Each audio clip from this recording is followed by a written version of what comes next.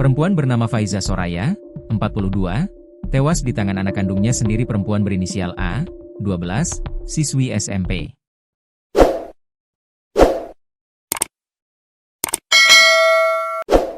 Kepala Lingkungan V, Kelurahan Tanjung Rejo, Kecamatan Medan Sunggal, Tono, mengatakan korban tewas dengan 20 luka tusukan di tubuhnya.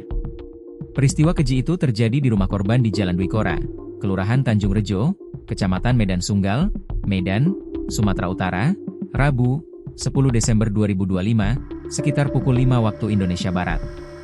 Melansir Tribun Medan, Tono awalnya melihat luka tusukan hanya di lengan korban. Kalau yang saya lihat itu cuma di lengan saja. Rupanya dilaporkan dari pihak polisi, ada sebanyak 20 tusukan pisau di tubuh korban, ungkapnya.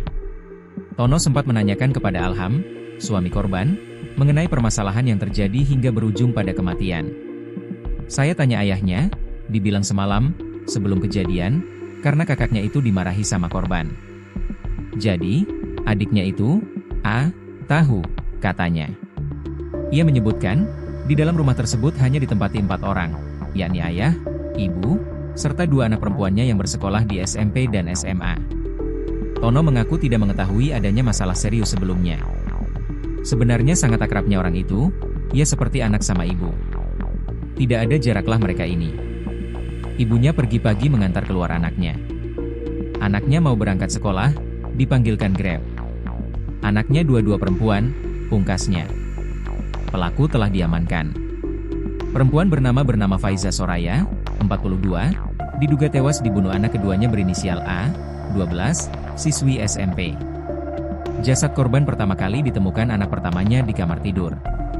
Peristiwa terjadi di Jalan Dwi Kora, Kelurahan Tanjung Rejo, Kecamatan Medan Sunggal, Medan, Sumatera Utara, Rabu, 10 Desember 2025, sekitar pukul 5 waktu Indonesia Barat.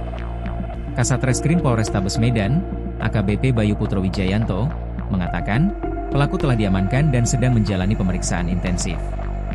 Pelaku sudah dibawa ke Polrestabes Medan, hingga kini masih proses pendalaman dan pemeriksaan dengan pendampingan, ucapnya dilansir dari Tribun Medan.